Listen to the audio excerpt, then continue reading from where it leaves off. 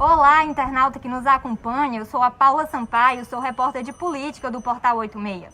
Hoje nós estamos iniciando uma série de entrevistas que faremos com os 13 candidatos à Prefeitura de Teresina. Nossa primeira convidada é a candidata pelo PSOL, Lucineide Barros. Nós pedimos que cada entrevistado escolhesse um local para onde a entrevista iria acontecer. Lucineide Barros escolheu a residência dela, que fica na zona norte de Teresina, no bairro Buenos Aires.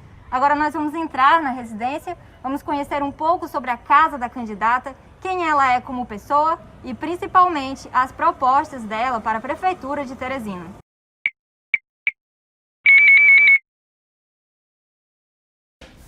Então, Lucineide, você estava me explicando sobre o porquê de ter decidido escolher a sua casa como local marcado para essa entrevista. Bem, além de estarmos nesse momento delicado, né, que a gente tem evitado circular mais do que o necessário, considerando tanto a preservação da nossa própria saúde como das outras pessoas com as quais a gente está se relacionando, então eu tenho procurado fazer o máximo que posso aqui em casa, mas também porque aqui é um lugar de refúgio para mim, não é? Eu sempre tenho uma vida muito corrida, boa parte do meu dia é fora de casa por causa do trabalho e termina que esse aqui é o meu lugar, minha zona de conforto, digamos assim, né? Que é o conforto no sentido de estar perto das pessoas que mais cuidam de mim e também pelo ambiente, né, que a gente tem aqui, que é um ambiente simples, mas para mim muito suficiente para repor as energias. Quem é Lucineide como ser humano? Olha, eu sou filha de agricultor e de dona de casa. Milito desde muito cedo em movimento religioso, nesse momento em que a Igreja Católica estava construindo a teologia da libertação. Então eu militei no movimento de jovens do meio popular, depois conheci a Associação de Moradores desse bairro, eu fui dirigente da Associação de Moradores daqui. A partir disso eu conheci a FANC, que é uma federação de associações de moradores que tem uma atuação em nível de Estado. A partir da FANC eu conheci o Movimento Nacional de Luta pela Moradia, a Central de Movimentos Populares. Todos esses foram espaços que eu militei, que me construíram como pessoa. E a partir daí eu fui vendo da necessidade de qualificar cada vez mais essa atuação política através do estudo. Então, nem tinha grandes aspirações assim, em relação a meio acadêmico, porque eu venho de um setor que, em geral, a gente não tem grandes aspirações, não é? Pelas limitações das pessoas que nascem como eu, na zona rural. Mas aí eu fiz vestibular, a época era vestibular, e comecei a fazer curso superior, fui aprovada em 2 cursos, escolhi pedagogia, e depois disso passei num concurso, me tornei servidora pública, e depois fui fazer mestrado, fui fazer doutorado, e é esse conjunto que me constitui, né? Eu sou hoje uma professora, mas que é ao mesmo tempo dona de casa, mãe, companheira do meu marido, sou também militante. A minha vida é esse misto de coisas, né? E tento fazê-las do modo mais integrado possível. Não tenho, assim, as caixinhas bem definidas. Para você ter uma ideia, eu trabalho do ponto de vista da pesquisa com coisas muito relacionadas às coisas da minha militância. São os movimentos sociais, a política educacional, os setores populares. Então, eu diria que eu sou esse misto, não é? Do que eu fui me tornando ao longo do tempo, tanto pela minha participação social, como pela minha construção acadêmica e pela minha construção familiar. Eu tenho uma família muito grande, que se ama muito, que se ajuda muito. Então, eu diria que é isso, junto com meus companheiros e minhas companheiras de militância, de partido, de movimento. E é isso. O que Lucineide pensa para o futuro?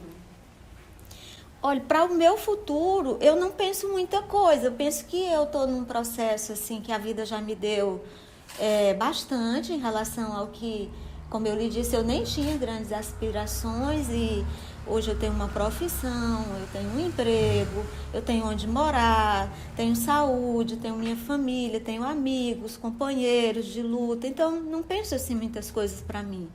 O que eu penso mais é de uma construção coletiva, que eu sei que me favorece, né, também. Por exemplo, de viver em um bairro que não tenha tanta violência, de estar em um lugar que se possa ter acesso à saúde na hora que a gente precisa. É uma das características da longevidade, onde a gente vai ganhando mais idade, a gente vai começando a pensar mais nos desafios de quando precisa, por exemplo, de um atendimento médico. E essa é uma das coisas que me preocupa muito, não é? Quero também uma escola cada vez mais qualificada, porque eu sei o quanto que isso faz diferença na vida das pessoas, como fez na minha vida, né? Então, as minhas aspirações, elas estão muito vinculadas a essas coisas da coletividade, né? Do direito à cidade, do direito à zona rural, como eu sou uma pessoa da zona rural. E que também estuda, uma das minhas linhas de pesquisa é da educação do campo. Então, eu sei muito bem quais são os desafios que estão colocados para esse lugar. Meus pais ainda vivem na zona rural. Então, minhas expectativas, meus quereres estão muito vinculados a isso. Em a gente poder viver a vida da suficiência, em que todo mundo possa ter aquilo que é necessário para viver com tranquilidade, não é, de modo justo, digamos assim, em harmonia com as outras pessoas, com a natureza e enfim, viver a vida, né? Acho que é para isso que estamos aqui. Nós estamos aqui com a candidata Lucineide Barros, do PSOL. E o 86 pediu para que a candidata escolhesse um local para que a gente a entrevistasse, para que ela pudesse mostrar um pouco mais do seu lado pessoal e humano. E nós também pedimos aqui a ela que ela nos mostrasse algum ambiente da casa dela, que ela sentisse que a representasse, não é, Lucineide? Sim, e nós estamos aqui na sala da minha casa, né? A nossa mesa é bastante grande, como uma espécie de convite, porque nós gostamos muito de receber visitas, temos uma família grande, temos muitos amigos, e esse aqui é um lugar que nos representa bastante. Aqui na mesa nós temos uma ciranda, que é também uma representação, não é, do modo que a gente entende que a vida deve ser, né? A vida precisa ser uma vida de circularidade. Nós estamos, inclusive, colocando para a Teresina um programa que convida a construir o bem viver. E o bem viver se inspira nessa vida, na compreensão de uma vida que circula, em que tudo está em toda parte, não é? E cada coisa repercute em outras coisas. Então, essa ciranda representa um pouco isso. Eu tenho algumas coisas aqui que são presentes das minhas alunas, dos meus alunos. O girassol representa um pouco do que eu venho trabalhando na pesquisa e também na minha prática docente, que é a educação do campo. Aqui está uma pequena bandeira de Cuba, né? Tive a oportunidade de visitar Cuba e é uma inspiração nossa em relação ao cuidado, principalmente com a saúde das pessoas. Aqui, não sei se vai aparecer, aqui está o cantinho da música, o meu companheiro toca, né? E é uma das coisas que a gente gosta de fazer aqui em casa, é ouvir música. Temos dito que no programa do PSOL a arte deve estar em toda parte, porque não há vida boa sem arte, e é uma das negações muito fortes que a gente tem sentido na vida do nosso povo. Negação ao direito à arte. Então, quando eu estou em casa, é aqui que eu geralmente fico boa parte do tempo trabalhando, porque professor traz muito trabalho para casa, né? Então, aqui eu leio, aqui eu escrevo, né? Nesse momento das eleições é por aqui também que a gente tem conseguido se comunicar através da internet, por ser um espaço mais reservado. Aqui estão nossos materiais de trabalho. Aqui em casa todo mundo estuda, né? Estuda bastante. E tem também algumas marcas das nossas relações. Essa caneca, por exemplo, ganhei numa defesa de tese sobre a educação do campo, que eu participei da banca. Aqui tem algumas coisas regionais. Aqui, por exemplo, representa muito uma imagem da minha infância, né, em que a gente bebia água de pote. E ainda se vê muito isso na zona rural. Infelizmente, nós não temos água tratada e é insuficiência ainda para todo mundo. Então, esse aqui é mais um dos espaços, né, que eu utilizo em boa parte do meu tempo. Então, aqui na porta de entrada da nossa casa tem essa canga. Para quem conhece a zona rural sabe muito bem o que é a canga, né? Na minha infância eu vivi muitos momentos de moagem de cana, em que se fazia a moagem usando carro de boi, né? E o carro de boi é puxado, os bois do carro, na verdade, os bois puxam o carro com a ajuda da canga, né? Mas é também uma representação para a gente lembrar do quanto nós precisamos nos libertar da canga, que muitas vezes pesa sobre os nossos ombros e nos leva a fazer coisas que não são as coisas mais dignas da vida. Olá, caro internauta, nós estaremos iniciando hoje uma série de entrevistas que o 86 vai fazer com os 13 candidatos a prefeito de Teresina. Nossa primeira convidada é a candidata pelo PSOL, Lucineide Barros. Tudo bem, candidata? Tudo bem, obrigada pela oportunidade. Lucineide, você já falou em entrevistas anteriores que, se eleita, irá reorganizar o orçamento da Prefeitura de Teresina. Na sua avaliação, qual é o erro da gestão tucana na implementação desses recursos? E para você, qual seria a sua prioridade nesse orçamento? Olha, realmente, nós estamos dizendo que vamos fazer a inversão das prioridades na aplicação dos recursos do orçamento. Vale dizer que o orçamento é a poupança pública. O orçamento, ele se constitui pelo que arrecada de impostos, de taxas, de contribuições junto à população. E o gestor de um município, no caso, tem a atribuição, uma das atribuições principais é repartir esse bolo orçamentário, né? E deve repartir de modo justo. E nós entendemos que pelas próprias lições desse ato de repartir, de compartilhar, é necessário que no momento de repartir a gente preste atenção em quem mais tem fome, se nós estamos falando de um bolo, por exemplo, né? E olhando para Teresina, a gente enxerga que há territórios onde há maior necessidade, ou maiores necessidades do que outros. Há conjuntos populacionais que têm maiores necessidades que outras. A gente não pode comparar, por exemplo, o modo como vive a população do bairro de Fátima, aqui em Teresina, do Jockey, não é? Com, por exemplo, como vive a Vila Irmã Dulce, como vive o Jacinto Andrade. Então, quando nós estamos falando em inversão de prioridade, é dizendo isso, que todo mundo tem direito ao bolo, a uma parte do bolo orçamentário.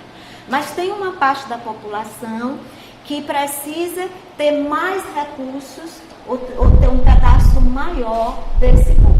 É isso que nós queremos fazer. E aí vai implicar em colocar mais dinheiro para promover moradia para a população de baixa renda, para promover saúde para a população que está desassistida, que muitas vezes não tem condição de acessar um exame, uma consulta de especialista, uma cirurgia, porque para fazer isso teria que pagar e não pode pagar, e daí por diante. Todas as políticas sociais precisam ser melhor contempladas com o bolo orçamentário.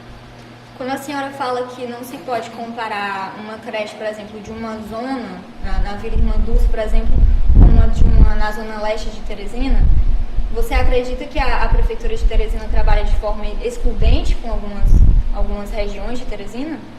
Sim, trabalha, na medida em que basta olhar a organização espacial da cidade. A cidade se organiza espacialmente de modo que tem um centro urbano, tem um grande vazio, grandes vazios em torno desse centro urbano e depois áreas periféricas. De modo que essas pessoas que ficam nas áreas periféricas, elas não apenas ficam distantes dos serviços, que em geral estão concentrados no centro ou nos bairros nobres, como também elas estão abandonadas a uma situação de insegurança. De onde é que vem a insegurança? A insegurança vem da falta do atendimento às políticas públicas. Na medida em que a prefeitura demora a chegar nessas comunidades, junto a essas populações, vai criando junto a elas uma situação de insegurança. Isso se dá em relação a diversas políticas, a política do transporte, por exemplo. Nós temos um transporte que é lento para a maior parte das pessoas. Por quê? Porque além de a frota ser pequena, elas têm que se movimentar por um tempo maior, em uma distância maior. Então, nós entendemos que é necessário superar esses vazios urbanos, de modo a deixar as pessoas cada vez mais perto dos serviços, dos seus espaços de trabalho, e isso se faz também com um fluxo diferenciado das políticas. As políticas precisam se dirigir, como eu já disse, aos locais que mais precisam. Isso não se faz sem participação popular. Enquanto a população não tiver as condições de influir na organização do orçamento público, na definição de prioridades, nós vamos continuar tendo essa lógica, porque quem é que tem maior influência? É o setor economicamente prevalecido ou favorecido. Então, são esses que terminam levando para si a maior parte dos recursos. Candidata, a senhora já defendeu o fim de emendas para vereadores aqui na capital. Caso eleita, nesse contexto, como é que a senhora manteria uma base na Câmara dessa forma? Olha, nós entendemos que é necessário reeducar a política, reeducar os políticos. O poder legislativo não pode, numa democracia, ser capacho do poder executivo. A Constituição, inclusive, organiza os poderes de modo independente. Eles devem ser harmônicos, mas eles devem também ser independentes. Então, é preciso que, ao ser eleito, os parlamentares compreendam que eles têm determinadas funções que não são as funções do executivo. Do modo como as emendas parlamentares têm sido postas, dá a ideia de que quem leva a determinada praça para um determinado bairro, constrói uma galeria, bota alguns metros de calçamento, é o vereador. O vereador não realiza política pública. Quem realiza política pública é o poder executivo, é a prefeitura, é o prefeito e seus auxiliares, ou a prefeita e seus auxiliares, os técnicos, essas pessoas que estão nas secretarias, são esses aí, como o próprio nome já diz, executam a política pública. Então, é necessário que os vereadores façam a sua parte, que eles analisem o orçamento, que é uma iniciativa, a lei orçamentária é uma iniciativa do prefeito ou da prefeita, analisem, votem, aprovem e depois fiscalizem. Sobre a base, nós entendemos que uma base de apoio se faz com apoio popular. É necessário que a população se veja representada nas ações do executivo, ou seja, que o executivo atenda os interesses interesses da maioria, e quando essa maioria se vê atendida, ela protagoniza a política. Ela vai dizer como a política deve funcionar, vai dizer inclusive como os vereadores e as vereadoras devem votar. Candidata, o pessoal defende a desmilitarização da polícia, certo? Sim. E a senhora já defendeu também o desarmamento da Guarda Municipal aqui em Teresina. Nesse contexto, como é que o partido pensa na segurança pública? Como é que a prefeitura auxiliaria na proteção da população nesse sentido da segurança, com uma polícia militar, com uma polícia desmilitarizada e uma guarda municipal desarmada? Olha, a história da polícia é uma história de forte envolvimento com a ação repressiva, com a repressão. Onde há polícia, não há sinal exatamente de segurança, há sinal de insegurança. Se não tivesse insegurança, nessa lógica de existência da polícia, não faria sentido ter polícia, né? Então, nós estamos trabalhando numa perspectiva de construção da segurança. E entendemos que a segurança, ela vem por um atendimento cada vez mais ampliado, mais aprofundado em relação aos direitos e à promoção das políticas para fazer esses direitos acontecerem e prevalecerem. Uma população que tem boa escola, que tem bom atendimento à saúde, que tem esporte, lazer de qualidade, que tem acesso à arte, à cultura, é uma população que cada vez menos vai precisar de aparato policial, né? Então, é essa a nossa aposta. Daí a gente entende que a Guarda Municipal, ela, na sua origem, foi criada para a proteção do patrimônio público. Sabe qual é o maior patrimônio? É a vida. Então, a Guarda Municipal deve, na verdade, proteger a vida.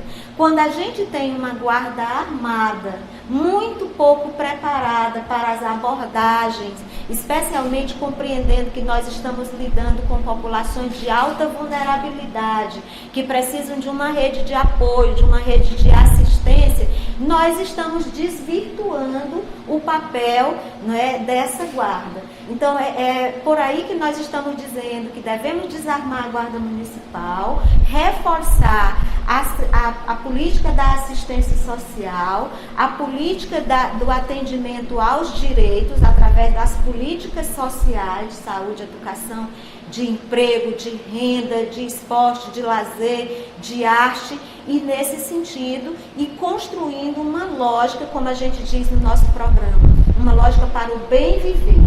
O bem viver é compreender que a segurança se faz com segurança nos direitos. Candidata, um assunto que tem sido muito discutido nesse pleito é o Integra. A senhora já defendeu a criação de uma tarifa social gratuita. Como é que essa iniciativa seria mantida e como é que ela vai funcionar? Quando nós estamos defendendo a tarifa zero, nós não estamos dizendo que é zero pagamento. Nós estamos reconhecendo que uma parte da população que está desempregada, que está sem salário, tem ao mesmo tempo o direito de se locomover. Todas as pessoas têm direito de ir e vir. E quem está desempregado, muitas vezes não tem condição sequer de procurar emprego, porque a passagem do ônibus é muito cara. Então é necessário ter tarifa zero para pessoas desempregadas, para as que já têm direito, estudantes, pessoas com deficiência, não é? Para que a gente possa, através do direito ao transporte, promover outros direitos. O transporte é um direito síntese, é um desses direitos síntese, que por ele a gente consegue promover outros. E aí, nesse sentido, como é que se faz? Como se faz é colocando recurso público para subsidiar o transporte. Hoje, grande parte dos recursos públicos vai para subsídio aos empresários que estão atuando no sistema. Então, junto com a tarifa zero, vai ser necessário redirecionar a função social, por exemplo, das multas. A multa não pode ser para potencializar os cofres públicos, mas para educar, e aquilo que vier de multa tem que ser revestido para o sistema de transporte, para criar mais transporte de massa, né? Para organizar o trânsito, para favorecer a mobilidade, e com isso nós vamos cada vez mais ter que ampliar os recursos do Fundo Municipal de Transporte, organizar melhor o Conselho Municipal de Transporte, para que a população no conselho possa dizer quais são as linhas prioritárias, quais são os horários das linhas, qual deve ser a qualidade do ônibus, e aí nós vamos precisar ter um sistema de fato integrado. Isso que estão propondo para Teresina, na verdade, é um sistema que desintegra, porque os modais eles estão funcionando cada um no seu lugar. Né? Tem o lugar do transporte pelo ônibus, do transporte alternativo, do táxi, do mototáxi, dos entregadores. É preciso que tudo isso seja articulado para, inclusive, se entender que Teresina também precisa se locomover pelas bicicletas, e com isso não é admissível que se acabe com as ciclovias, como está acontecendo, arborizar a cidade para que possamos também nos locomover a pé. Isso é construir um clima de transporte, de mobilidade, de trânsito para o bem viver. Candidata, sobre essas questões dos empresários, muitas obras e ações aqui em Teresina são feitas através de PPPs, parcerias público-privadas. Como é que seria esse diálogo do pessoal com esses empresários, essas empresas com quem a Prefeitura tem feito essas parcerias? Olha, nós entendemos que o poder público ele tem que se movimentar por ações públicas e gratuitas para a população, né? É preciso ter um Estado cada vez mais social, especialmente quando nós estamos falando de um país empobrecido, de um Estado empobrecido, de um município com grande parte da sua população empobrecida, que se não tiver ação do poder público, essa população está correndo risco de vida, porque está passando fome, inclusive. Então, é por aí que nós não concordamos com as parcerias público-privadas do modo como elas estão sendo feitas, porque elas estão tirando o serviço público da responsabilidade do Estado, entregando a iniciativa privada, passando o recurso público que poderia estar sendo investido pelo próprio poder público em políticas sociais para a iniciativa privada. Quando a gente esvazia o Estado das suas responsabilidades e passa dinheiro para a iniciativa privada, nós estamos numa lógica de cada vez menos Estado.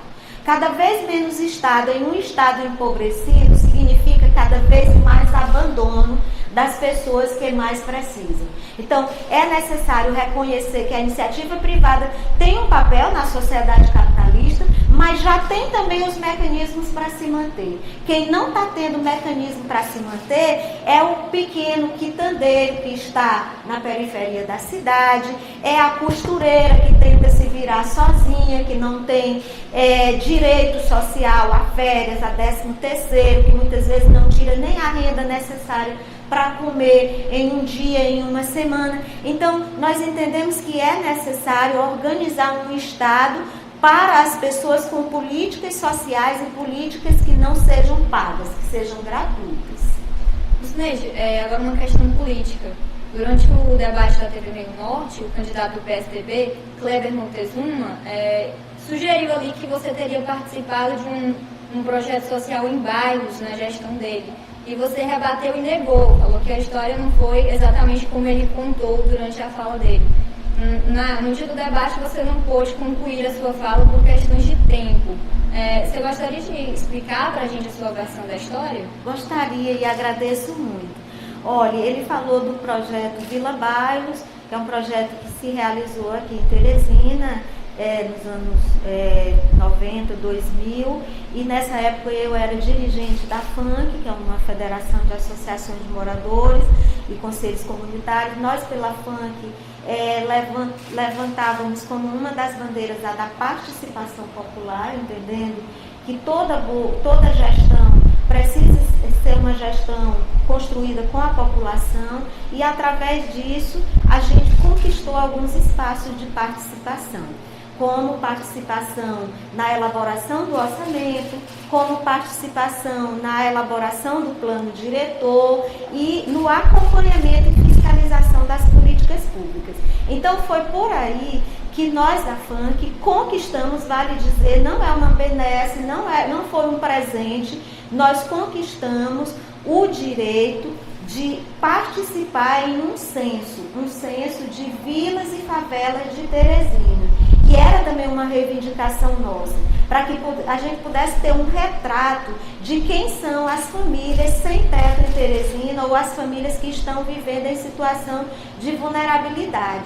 De modo desonesto, o secretário quis dizer ali que eu havia prestado um serviço para ele ou para a administração que ele estava conduzindo. Na verdade, isso nunca aconteceu. Eu nunca fui funcionária pública, nunca tive DAS, contra-cheque ou qualquer tipo de benefício da prefeitura em momento nenhum, ao contrário. A minha história, a história da nossa luta tem sido uma história de muito combate a esse modo de administrar Teresina. Então, o que nós fizemos naquele momento foi participar por uma conquista de um processo de influir nas políticas públicas, e isso inclusive está registrado pela própria imprensa, não é, por vários meios, inclusive nos documentos que foram produzidos à época, devem estar inclusive registradas as nossas críticas ao modo como esse processo foi feito, com